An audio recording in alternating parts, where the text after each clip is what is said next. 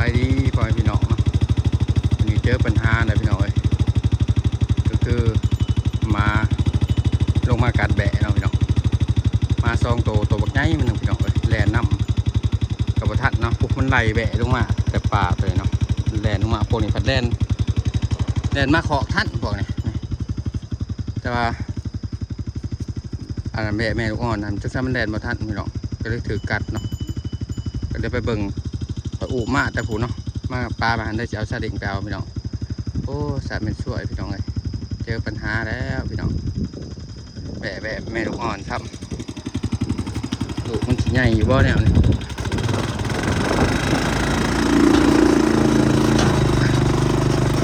จักมาไผ่ตัวใหญ่มาตัวนี้ก็เห่าแบบมันเห่าหามอ่ะนะมันก็บ่อยู่ตีพอมันตัวเดียวเนาะ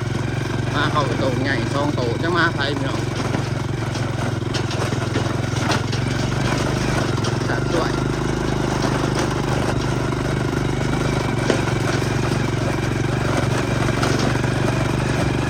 เวลามันกินแถวป่าเลยพี่น้องเนาะ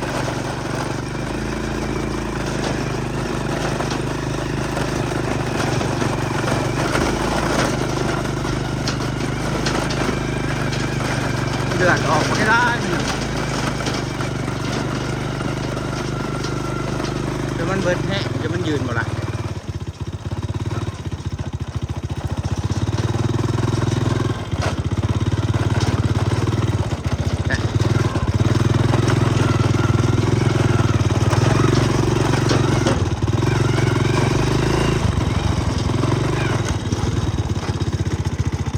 เดือดออกลายพี่น้อง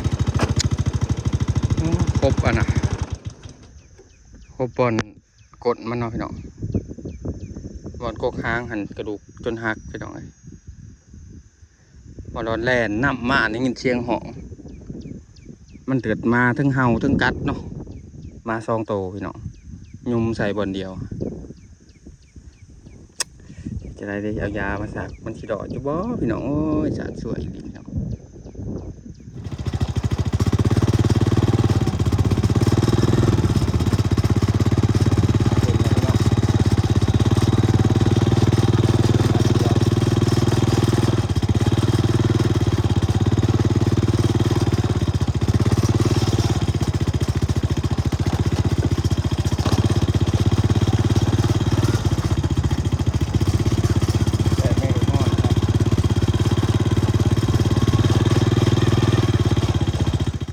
พี่น้องมาหอดละ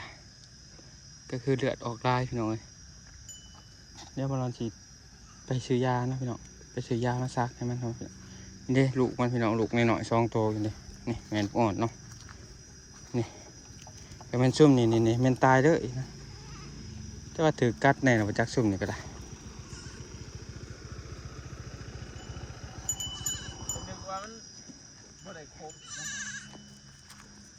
มันไปหอดมันขาดไปวันแล้วมันครบอยู่หุ่นแล้วมอนี่แดนมาท่านนะมันแม่ลูกอ่อนบัดนี้มันกัดบัดนี้กัดมอนี่ถิ่มใบนะมาไล่มอนี่อีกมาไล่ฟูงช่วงนี้อีกเพราะว่ามันคือมาเจาะไปน่ะมาบักใหญ่มันเนี่ยมาซ้ำแบะที่ว่ามาพันก็คือผมเองโตคือมาพันนี่แหละเดี๋ยวสิไปซื้อยามาซักมันก่อนเลือดออกบักได้มันหนึ่ง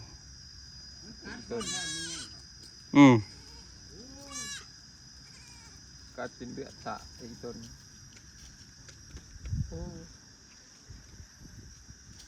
ใช้ยาซื้อน้ำเกลือมาล้างแผลมันน้ำเนาะ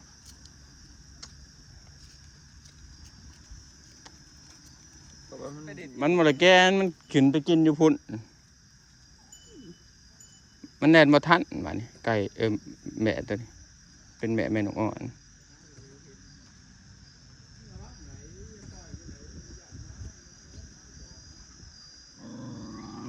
มาตัวนี้นี่เห่าสูนี่เห่าสู2ตัวฮะมันเห่าโง่เงินเลย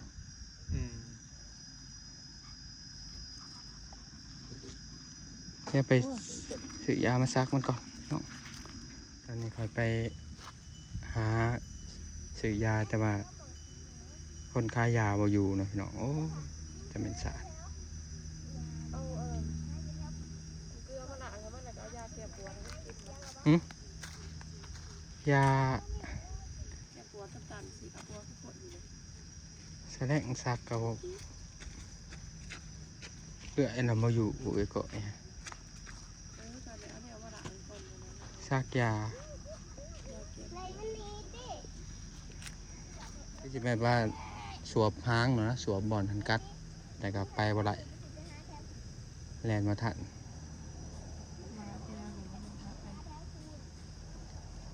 เจ้ามาไฟโตใหญ่เนี่ย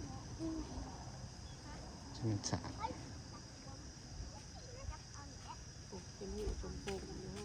ไม่ห้อยเขียวแน่เลย2 หู 3 หู 3 4 หูเอาไปสีเกลือลงเกลือปลาให้มันก่อนเอาสีเอามันตัวไปก่อนพี่น้องมันยางไหลอยู่เนาะเซ่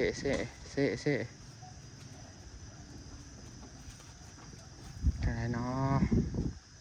กำลังถามเขาอยู่เนาะพี่น้องถามผู้เขาเลี้ยงแบะผู้เขาอันนี้ว่าเขาเอาซื้อยายังมาซักมารักษาเนาะมันจังเสียหู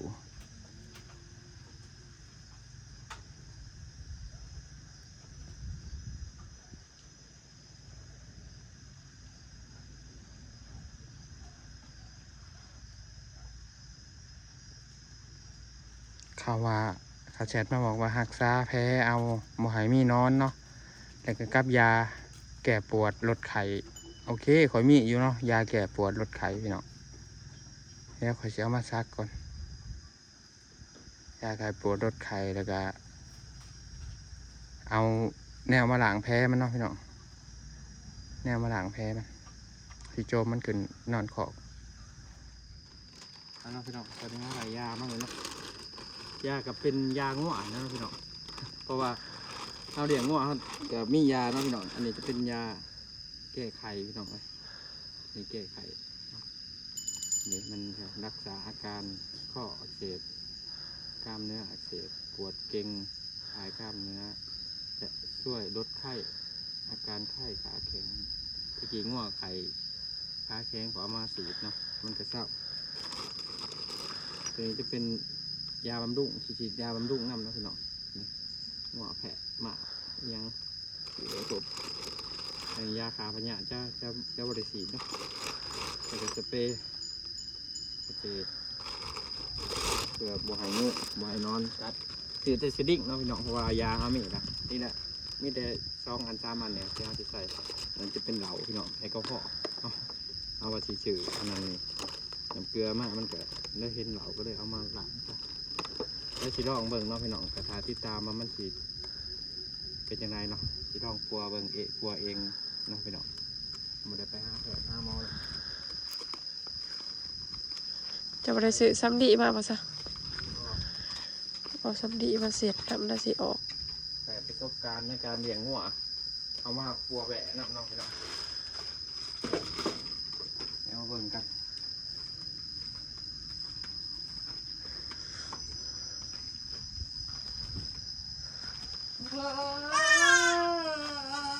โอ้เจ็บแล้วท้องจนว่าวิเสียง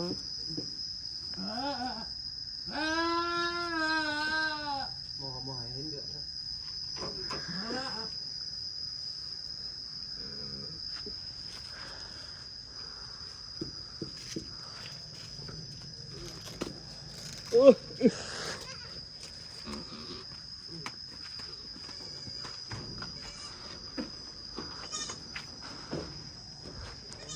เศร้าโอ้ยจะแม่นเลย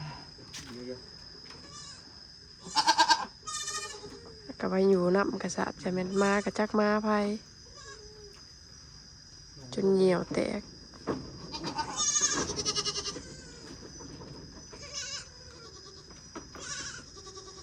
จะเอาอันนี้มาคักๆละเสร็จออกคักๆซ้ำดิอยู่เที่ยงโมมี่บ่ซ้ำดิ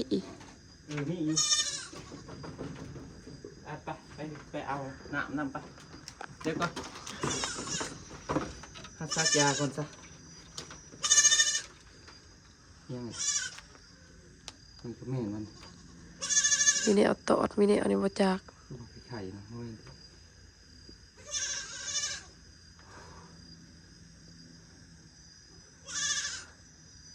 ตีตุนเนาะพี่น้องเนาะแม่ลูกอ่อนแม่ลูกแบบประเภทนี้มันให้ลูกตัวเองปลอดภัยเลยจ้ะที่ว่าม้าชิมากัดนี่มันสู่ก็ม้าแต่ว่าให้ลูกแล่นนี้ไว้จ้ะพอมันสิเจ็บถ้ามันแล่นนี้นี่เพราะว่ามันอันนี้แบบมันห่วงลูกมันอะไรเนาะย่อมเจ็บแทนลูกเนาะพี่น้องคอยขึ้นมาแนวนั้นจะได้ติดตัวมันคือคนสามารถเนาะตัวไป วันนี้ก็ไปถามหน่อยเกาะอีกยาแนวไรใส่ละยาแนวไรกินได้เอามากินวัด น้ำแดงวิชายาแก้ไขก็น้อง แก้ไขแก้ปวดอยู่บ่ สุกรแพะสุนัข1 cc ต่อน้ำหนัก20 กิโล โอ้แบกก็ใส่ได้เนาะ นี่ที่ใส่เป็นประมาณ30 กิโลที่ใส่cc ครึ่งนะเพราะว่า1 cc ต่อน้ำหนักใส่กิโลยังดูดกับ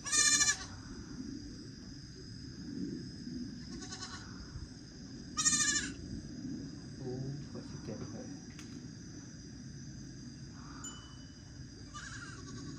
มันเค็มมันหน่อยเนาะ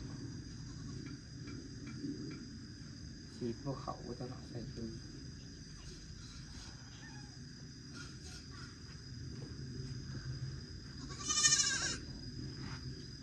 เพราะว่ามือแรกมันไข่เราได้มือแรกมันเจ็บอยู่อาการบาดเจ็บมันต้องมีชักยาต้านเชื้ออย่างอีกเลยว่าให้อันบาดแผลมันเน่าเราจะไปซื้อมาใส่ยาอันนั้นนะยาหนามขาวๆที่หัวซักในหัวนี่ มันนอนเนาะก็จะไปเอาซ้ำได้มันเสร็จแต่มันดี ไม่ซักเลย มันเป็นเค็มอันนี้สีใส่อันนั้นบ่จ้ะ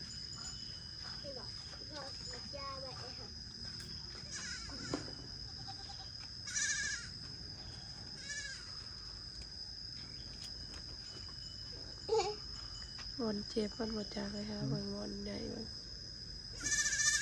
ได้บ่สีใส่ๆก็ให้สีใส่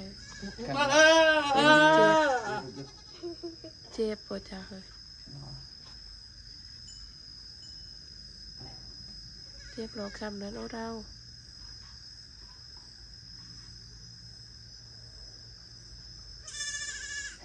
มันเค็มโมใหญ่เนาะมันก็เลยสา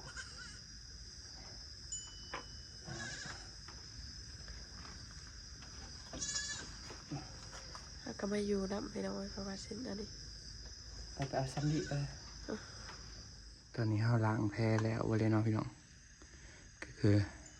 แพเบอร์วะเลยพี่น้องเอ้ยอยู่กดเนาะแต่ว่าถ่ายให้เบิ่งบ่ได้พี่น้องแพถือว่านักสมควรแหละเขายันแต่กระดูกค้างมันหักพี่น้องกระดูกค้างมันหักอันนี้กระบอนถือกัดพี่น้องเห็นว่าคอไข่เนาะเห็นได้นี่บวมมดนะคอไข่ถือกัดบอลคอน้ำเนี่ยแต่ว่าบกเขาสงสัยไปเขาบอลกดหันบัดนี้มันก็ยุ่มกัดอยู่หันบัดอยู่กดจะว่าโอ้ที่ต้นพี่น้องเอ้ยเดี๋ยวถามมันแห้งจะฉีดยาหมองนะพี่น้องหมดเลยปล่อยพันแล้วบัดตัวนี้เนี่ยจะคังใบขอกปัวเนาะพี่น้องตัดใบหมอกใบใหม่มาให้เอาโอ้แต่มันสัตว์ไฟมีวิธีการรักษากาเม็นมาไหลเนาะพี่น้องรักษาสัตว์นี่โดยการถึกมากัดหัดเข้าว่าขันแบะถึกมากัดไม่งอนตอกงูครบนี่วะบ่อยากรอดพี่น้องเลยลองเบิ่งเนาะพี่น้องเพราะว่าสุดความสามารถคนเนี้ย สามที่เฮาปัวไหลเนาะสามที่เฮาเห็ดไหลที่เฮาไปเย็บแพรเย็บหยังก็เย็บบ่เป็นนะพี่น้องเนาะเฮ็ดบ่เป็นมีแต่หลางแพรนะบ่ให้นอนเจาะสำคัญบ่ให้นอนเจาะบืนเสาร์เข้ามาอันนี้มีไข่มีหยังก็ซักยาดีไข่นำเนาะพี่น้องเนาะซักยาดีไข่2-3 มื้อซักแต่1ยาเนาะพี่น้องนี่เฮาซักเอาละ2 เข็มยาลดไข้เข็ม1ยาบำรุงหรือว่ายาไม่แห้งก็เข็ม1เนาะยังแต่ยาอันนั้นเด้อยาต้านเชื้อบาดแผลนะบ่ให้แผลมันเปื่อยบ่ให้แผลมันเน่าเนาะยังแต่ยาตัวนั้นพี่น้องแอมโมแดงสิไปซื้อสิไปถามเพิ่นมาเพิ่นมีบ่ซื้อมาซักเลยนะพี่น้อง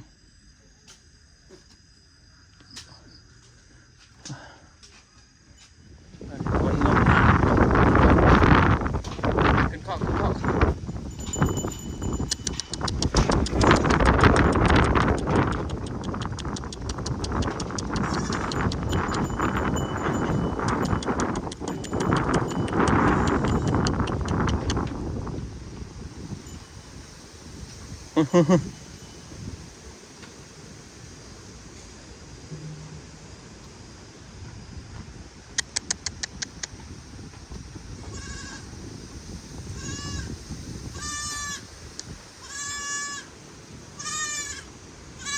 ่ขึ้นแหละซุมนี่ยามแม่ใหญ่บ่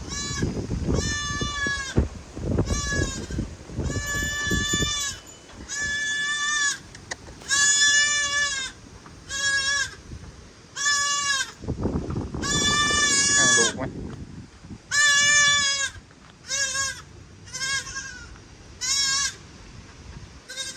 บ่เห็นแม่มันบ่สิแม่มันขึ้นถึง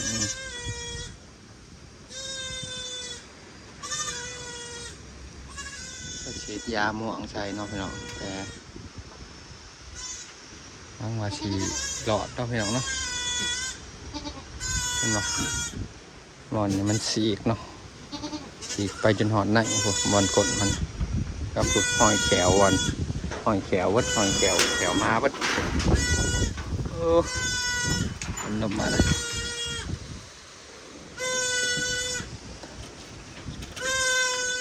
มันจะหอเนี่ยวะทับมันขึ้นมันคือสิปวดแท้พี่น้อง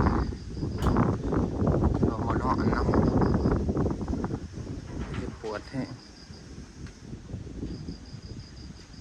แค่ไหนก็จะเอาเสาบ่เมื่อยไปไหนสองมันโจกการตำแหน่งแล้วเสาโหคือมันจะตายมันเมื่อยแบบมันมืดแห้งพี่น้องมันยางบ่ได้บ่โดนแบกมาเอาซาเล้งไปเอาบ้านหลอดแค่ที่เนาะพี่น้องถ้าติดตามอาการมือเสาเนาะพี่น้องเนาะว่าเพิ่นจะเป็นยังไงตอนนี้ก็คือซึ้งเนาะคือสิเจ็บปวดแห้งเนี่ยแต่ว่าซักยาในซักยาเนี่ยยาแก้ปวดหายเนาะแก้ปวดลดไข้ไอ้เนาะพี่น้องชัดช่วยอีดีพี่น้องเลยเลี้ยงแบะมาบ่ได้พอ10 มื้อกับมาถึกมากัดซ้ำถ้าติดตามมื้ออื่นเนาะพี่น้องที่อัปเดตอาการให้เบิ่งพี่น้องเลย